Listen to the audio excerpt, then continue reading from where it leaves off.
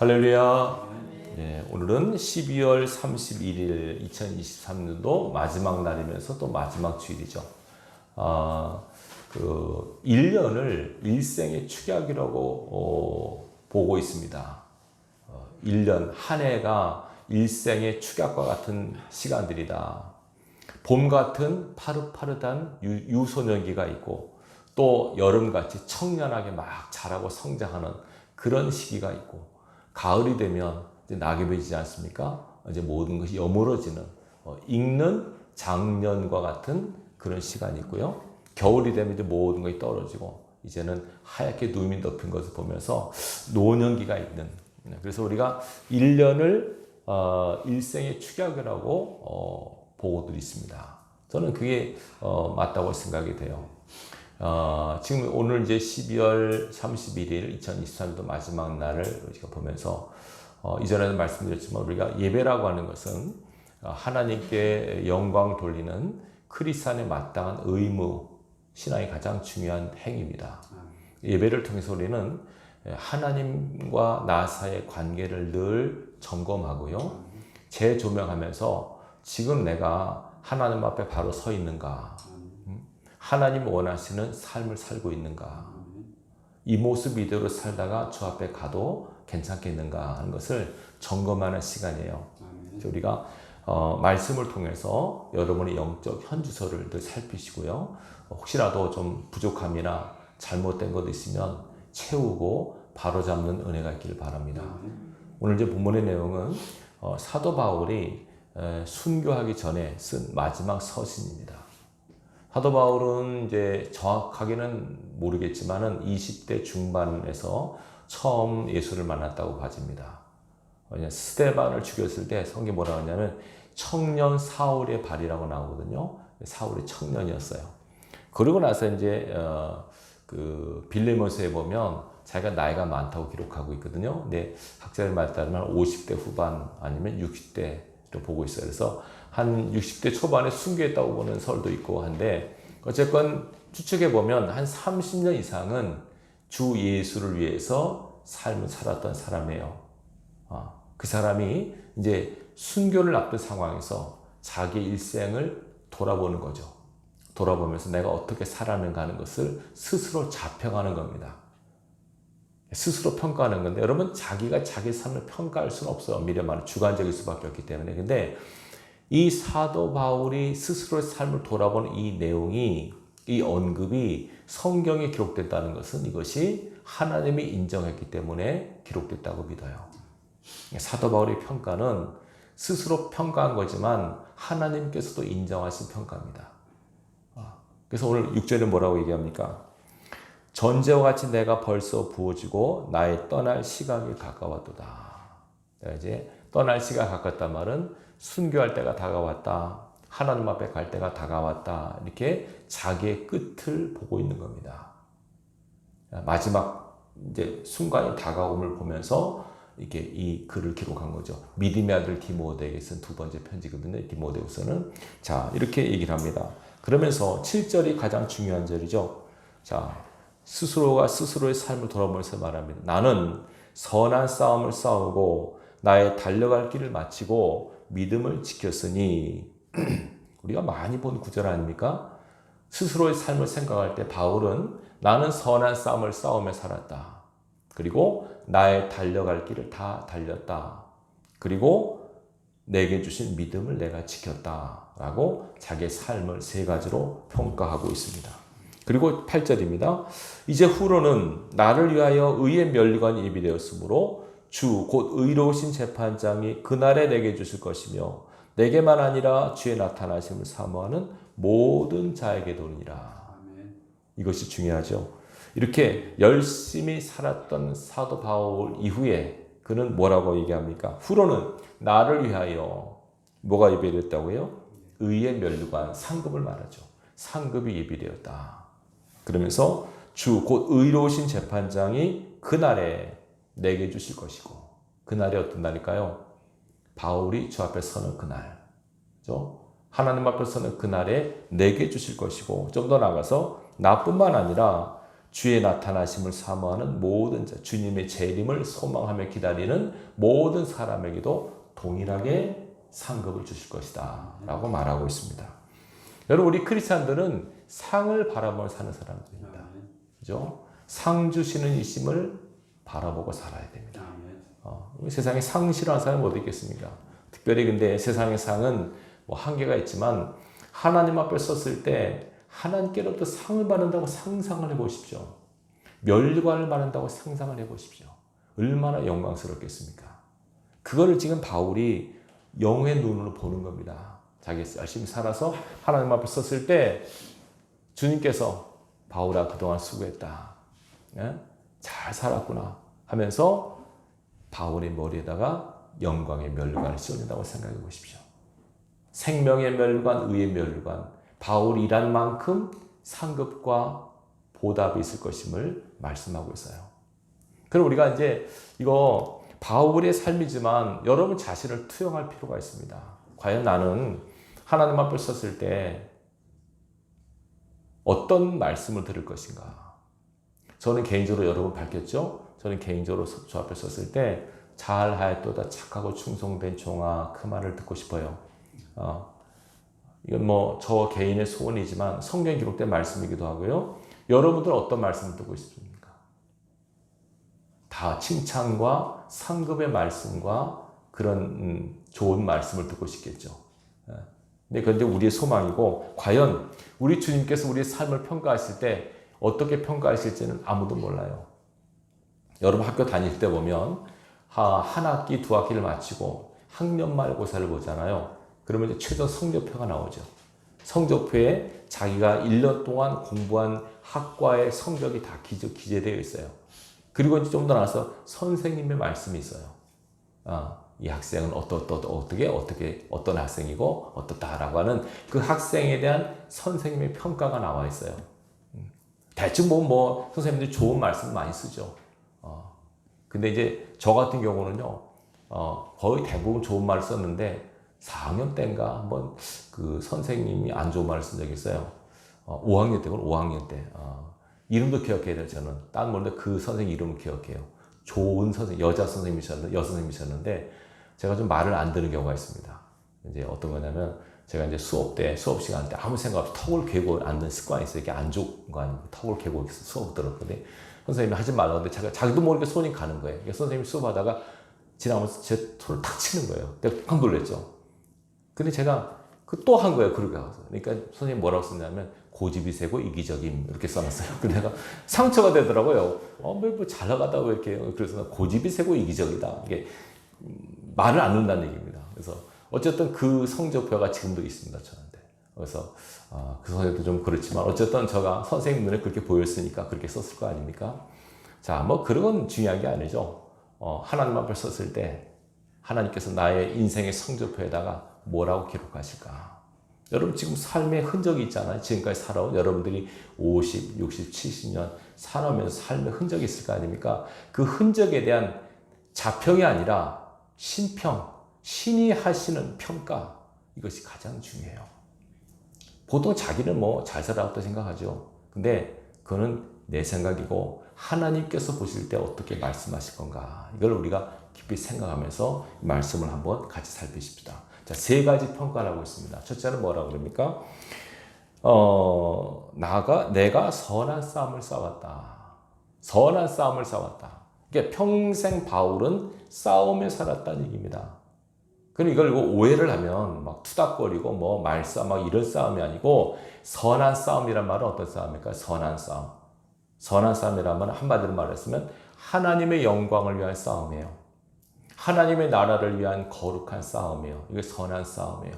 이거는 죄와 싸우는 싸움이고 사단과 싸우는 싸움이고 죄의 성을 가진 내 육성과 싸우는 싸움이에요.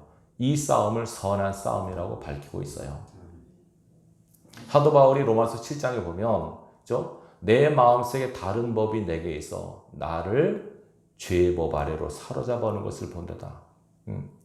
내 마음의 법과 내 속에 있는 다른 법이 내 마음의 법과 싸워서 죄의 법 아래로 나를 사로잡아오는 것을 본다. 이 말은 뭐냐면 바울 속에 치열한 내적 싸움이 있다는 것을 증언하는 거예요.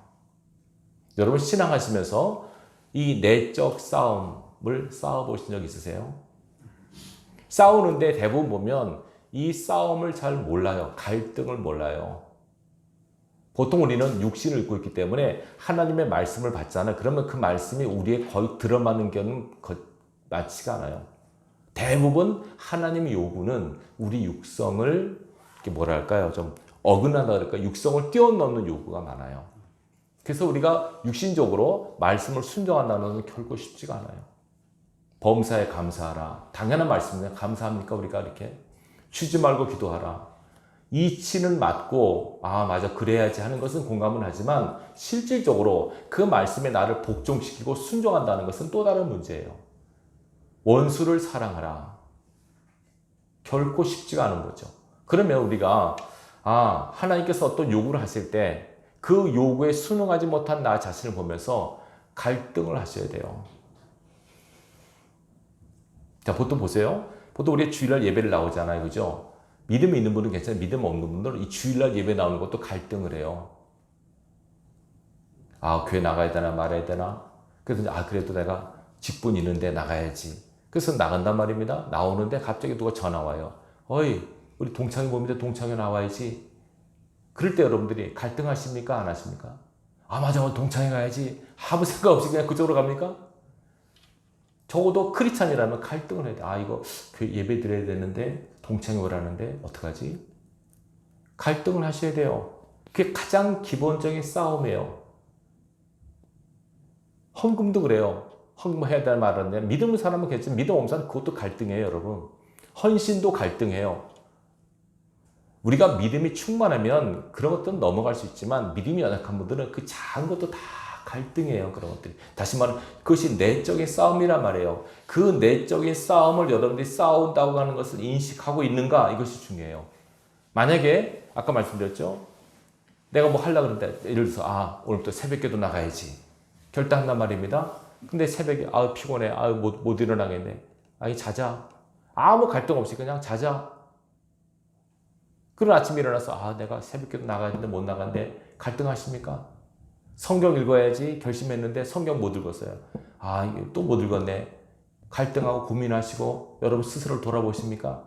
우리는 그냥 다음에 읽지 다음에 나가지 바쁜데 피곤한데 못하지 이렇게 하십니까? 적어도 깨어있는 크리스찬이라면 그 작은 문제부터 치열한 갈등을 하셔야 돼요. 영적 싸움을 싸우셔야 돼요. 좀 더 나아가서 여러분 삶 속에서 사단이 안 좋은 생각을 집어넣는단 말입니다. 죄의 유혹 같은 걸 집어넣어요. 그럴 때 여러분들이 내 생각 속에 들어오는 또 다른 생각이 잘못된 것임을 깨닫고 이 생각을 쳐내는 기도를 하십니까? 최근에 어떤 연인이 스스로 목숨을 끊었더라고요. 그죠? 잘못된 결정, 죄에 진 거예요, 그거는. 죄에게 진 거죠. 죄의 유혹이 왔을 때 그걸 쳐내셔야 돼요, 여러분. 그 싸움에서 대부분 져요. 여러분 보세요. 성경에 보면 아담과 예수님이 영적으로 대표된 인물입니다. 첫 구약의 창세기 아담은 첫 아담이라 나오고 예수님을 둘째 아담이라고 말씀하고 있어요. 그렇죠? 첫 아담은 실패한 표본이고 둘째 아담 예수님은 성공한 표본이에요. 근데 여러 가지가 있지만 가장 중요한 건 뭔지 아세요? 하나님의 말씀이 떨어졌을 때 첫 아담은 갈등을 안 했어요. 고민을 안 했어요. 선악과 따먹지 말라 그랬어요, 하나님께서. 그때 적어도 의식이 있으면 하나님께서 먹지 말라고 하셨는데 어떡하지? 먹고는 싶은데 어떡하지? 금식기도 하던가 해서 뭔가 결단을 해야 되는데 아무 생각 없이 부인주의가 덥석 따먹는 거예요. 전혀 갈등하지 않았어요. 하와는 한번 그래? 먹어도 되는 거 아니야? 아무 생각 없어요. 그러니까 여러분 생각이 없는 거 아담과 죄송하지만 우리 아담과 한테 미안하지만 생각이 없어요. 적어도 하나님께서 하지 말라 그러면 생각을 해야죠. 하나님 금하신 거네. 먹고 싶은데 먹으면 안 되지. 의식 있는 신앙인 같으면 고민을 해야 돼 거기. 내적 갈등 싸움을 하셔서 그래도 하나님 뜻대로 해야지. 안 돼 먹으면 안 돼. 이런 결단을 내렸으면 우리가 오늘 이 고생 안 하잖아요. 근데 아무 생각 없이 덥석 따먹어버려서 이렇게 고생하게 만들어요. 반면에 예수님은 어땠습니까? 십자가를 지라. 근데 예수님께서는 고민하셔서 갈등하셨어요. 왜? 사람이셨으니까. 그래서 하나님 꼭 내가 져야 됩니까? 이 고난의 잔을 내가 피할 수 없, 내가 마셔야 됩니까? 이 잔을 내게서 친하게 해주십시오. 고민하셨어요. 갈등하셨어요. 그러나 내 뜻대로 마시고 아버지 뜻대로 하옵소서. 순종하셨죠. 그게 첫 아담과 둘째 아담의 차이예요. 실패한 인간의 모형과 성공한 인간의 모형의 차이예요. 이 치열한 내적, 영적 싸움에서 이기셔야 돼요. 여러분, 사도 바울이 갈등이 왜 없었겠어요, 여러분? 얼마나 유혹이 많았겠어요. 그래서 로마서 7장에서 그러잖아요. 내 마음속에 또 다른 법이 있어 자꾸 나를 죄의 법 아래로 사로잡은다고. 마음은 하나님의 뜻대로 살기로 하는지만 실제로 그렇지 못한 나 자신을 보면서 오호라 나는 곤고한 사람이로다. 이 사망의 몸에서 누가 나를 건져낼 것인가. 바울의 고백뿐만 아니라 우리 모든 크리스찬의 고백이에요. 바울이 그랬다면 우리는 뭐 말할 것도 없죠. 근데 적어도 크리스찬이라면 적어도 이런 작은 문제로부터 갈등과 영적 싸움에 대한 인식을 가지셔야 돼요. 근데 아무 생각 없이 그냥 뭐 하라고 다 하는 거예요, 그냥. 아, 오늘은 피곤하니까 그만두자. 바쁘니까 그만두자. 이러면 안 돼요, 여러분. 그냥 매일 지는 거예요, 그거는, 여러분. 여러분, 하나님께서 여러분 이기길 원하십니까? 지기를 원하십니까? 하나님의 자녀가 이기길 원하시죠. 죄와 싸움에서 이기길 원하시고 사단과의 싸움에서 이기길 원하시죠. 너희가 세상에서 고난을 받거나 환난을 당하나 담대하라. 내가 세상을 이겨노라. 당신이 이기셨기 때문에 우리에게 이기라고 하셨어요. 우리는 얼마나 많은 수가 지면서 합니까? 저부터도 많이 쳤어요. 아, 기도해야지. 적어도 얼마 동안 기도해야지. 이래서 나중에 성경 읽는 거, 기도하는 거, 이게 이래저래 핑계가 많죠, 핑계가. 결과적으로는 안 했어요. 순종이 안 돼요. 여러분, 불순종이 죄라고 하는 것을 우리가 아셔야 돼요. 저도 우리가 하루를 살아가면서도 하나님의 그 감동과 말씀을 얼마나 많이 불순종하고 삽니까? 근데 우리는 내가 불순종했다라는 의식조차 없어요. 왜? 갈등을 안 했으니까. 고민을 안 했으니까. 자, 쉬지 않고 기도하라고 하셨어요. 기도 얼마큼 하셨습니까? 밥 먹을 때 합니까? 그하고 다 아니죠. 기도는 호흡이에요. 늘 기도하는 마음으로 사시길 원하세요, 하나님께서는. 근데 우리 못하잖아요. 그러면 죄책감을 들어야죠. 아, 하나님 내가 기도 못했습니다. 죄송합니다. 고민합니까? 회개합니까? 성경이 영양식, 말씀이 영양식인데 밥은 잘 먹으면서 말씀을 왜 안 먹습니까? 그럼 내가 미안합니다. 하나님 말씀 봐야 되는데 못 봤습니다. 회개합니까? 안 하죠, 우리가? 얼마나 많이 하나님 앞에 불순하면서 사는지 몰라요. 그런데도 내가 죄인이라고는 깨닫지 못해요. 다 그렇지 바쁜데 피곤한데. 여러분, 그거는 자평이에요, 자평. 하나님이 그렇게 봐주시면 돼요, 하나님께서. 근데 감사하게 예수님은 그런 것도 있더라고 보니까. 예수님께서 십자가 앞에 놓고 게세마네 동에서 기도하시잖아요. 제자들한테 뭐라고 부탁해요? 내가 가서 기도하다 너는 여기서 깨어있으라 그랬죠. 제자들 어떻게 합니까? 다 자죠. 3번 말씀만 3번 다 자요. 이렇게 예수님 말씀하세요. 에이, 너희 틀렸다. 땡이다.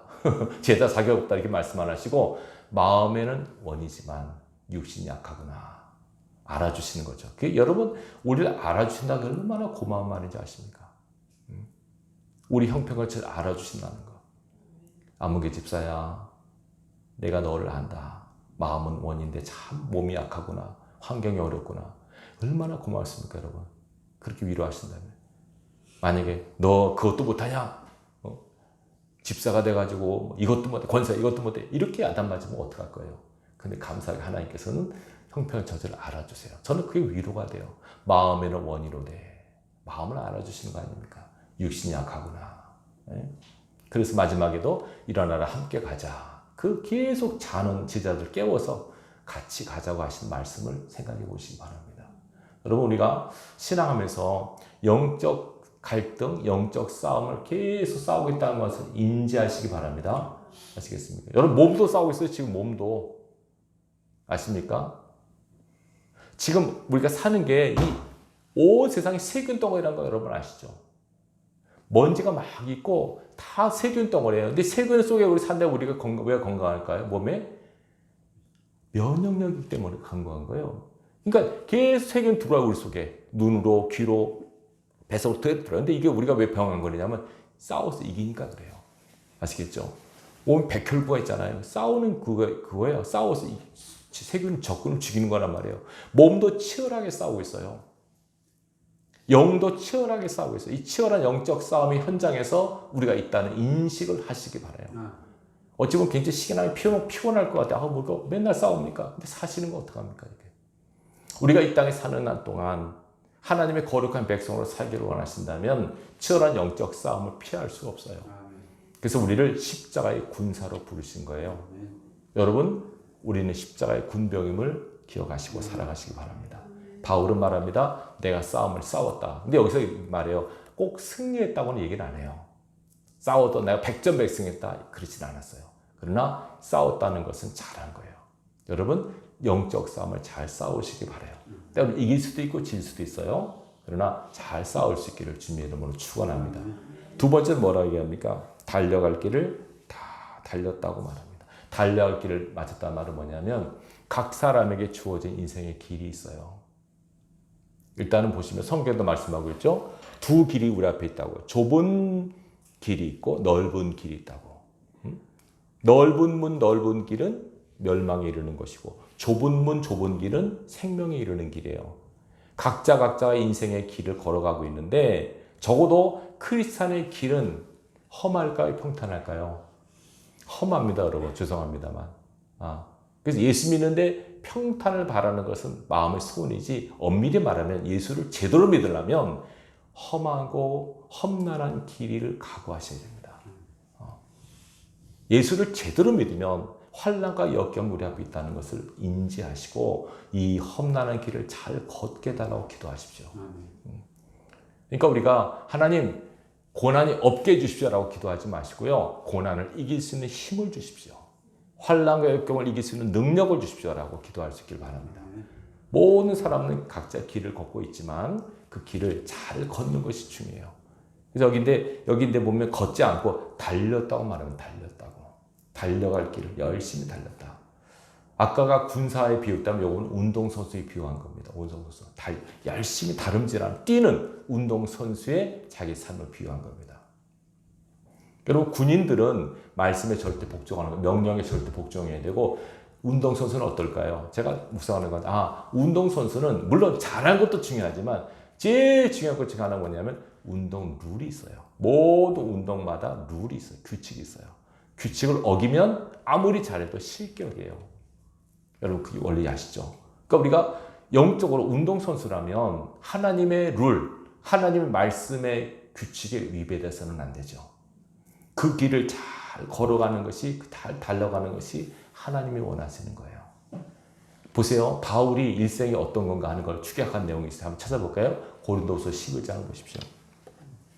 그의 일생이 어떤 건가?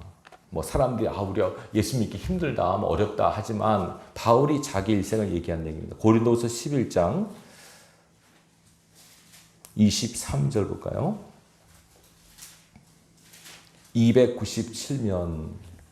298면 됩니다. 고린도서 11장 23절부터 27절까지 우리 같이 읽겠습니다. 바울이 자기 삶을 이렇게 회고하고 있어요.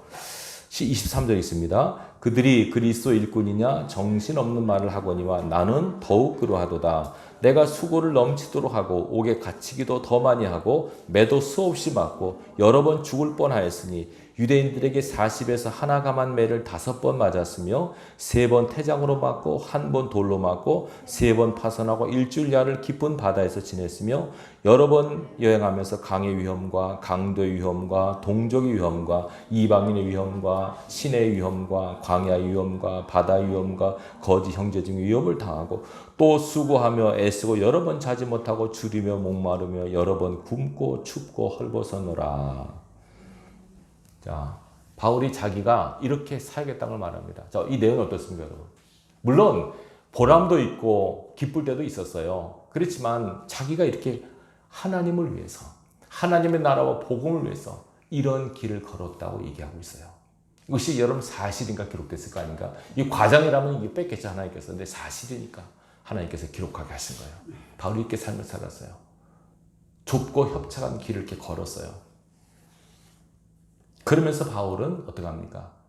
마지막까지 이 길을 잘 달려가게 해달라고 기도한 거 아닙니까? 제가 이전에 언급했어요. 바울이라는 영화를 보면 바울이 엄청난 고문을 받죠. 로마 감옥에 가서 엄청난 고문을 받아서 너무 고문이 심하니까 죽을 것 같은 거죠. 그래서 그가 바울이 고문을 받고 옥에 다시 와 쓰러지면서 이렇게 스스로 얘기합니다. 주님, 끝까지 잘 가게 해주십시오. 마지막까지 잘 이 길을 걷게 해달라고 기도하는 내용이 나와요. 막 가슴에 닿더라고요, 여러분. 우리 인생의 길은 다르지만 그러나 예수를 제대로 믿으려면 이런 길을 각오하셔야 돼요. 물론 하나님께서 보장하시고 함께 하시지만 그러나 이런 길이 있다는 것을 부인할 수 없어요. 오늘날 뭐가 문제인지 아십니까? 왜 예수 믿었는데 형통하네요? 왜 예수 믿었는데 복이 하나요? 이런 식으로 사람을 생각하는 거예요, 여러분. 그건 본질이 아니에요.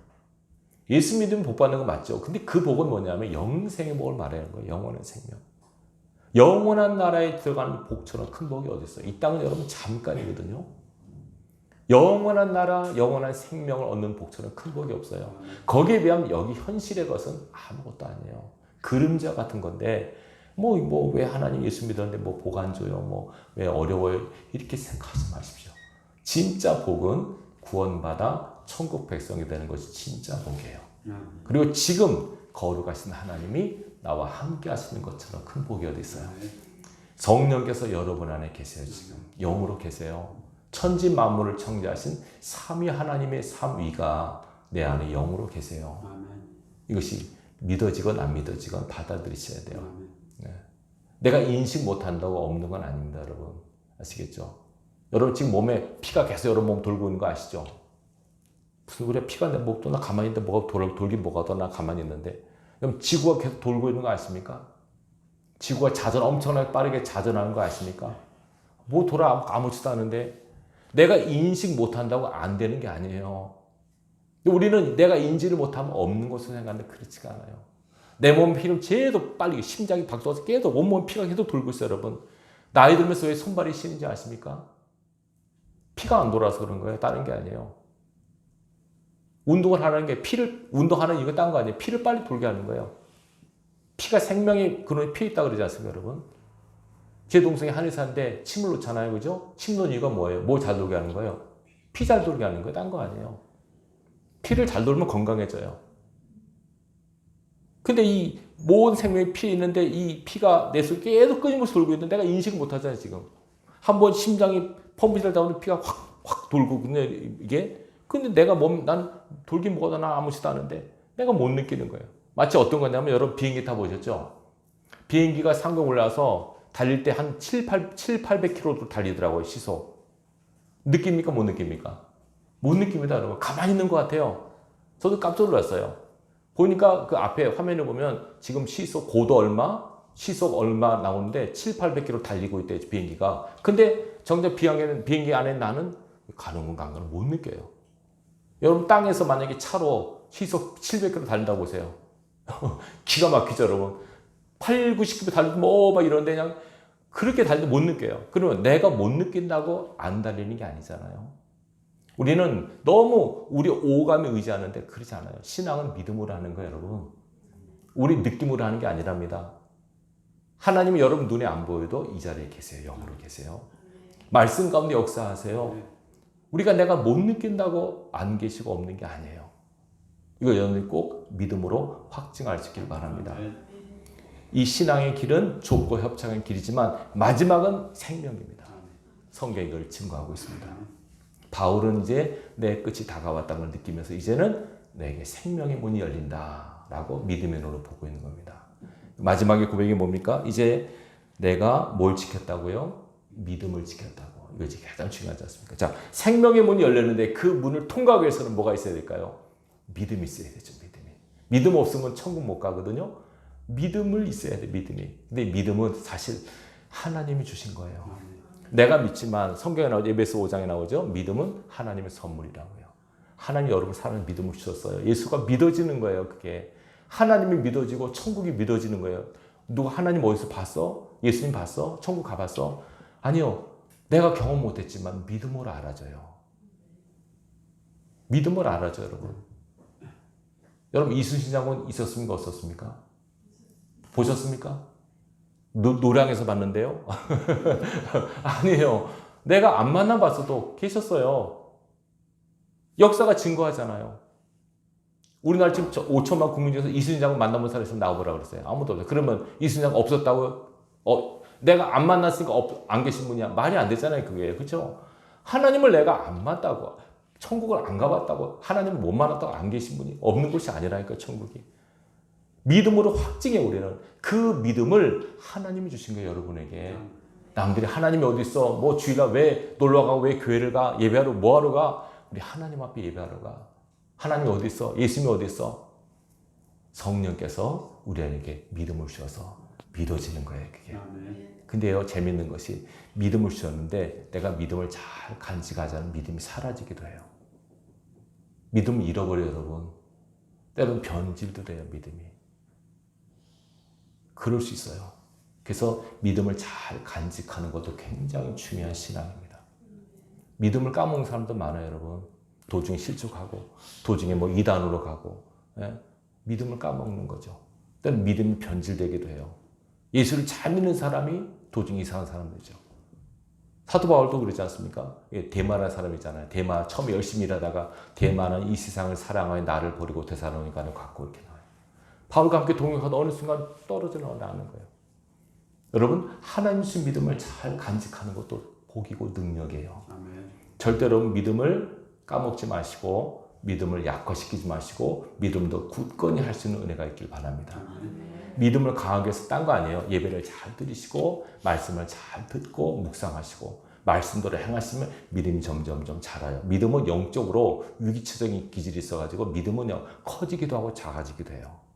예수님 말씀은 내 믿음이 크다 그랬잖아요. 크단 말은 작은 믿음도 있다는 얘기예요. 아시겠죠? 믿음이 커질 수 있어요. 믿음이 작을 수도 있고. 그러니까 제가 목사로서 성도들 주일날 예배 드리세요. 가능하면 기도와 성경 읽으세요. 자꾸 하는 게 뭐냐면 믿음을 까먹지 않도록, 믿음이 작아지지 않도록 권면하는 거예요. 예배를 빠져보세요, 여러분. 한 번, 두 번, 세 번 빠지면 나중에 이제 교회 가기도 싫어져요. 그거 어떻게 할 수 없어요. 믿음이 작아졌는데 하나님에 대한 인식이 적어지니까. 그러니까 자꾸 어쨌든 주일을 나와라, 어쨌든 기도를 해라. 자꾸 하는 것이 믿음이 작아지지 않고 믿음이 사라지지 않도록 독려하는 거예요. 바울은 감사하게도 이런 고난의 길을 겪었지만 믿음을 까먹지 않고 내 믿음을 지켰다. 하나님 내게 주신 믿음을 내가 잘 간직했다.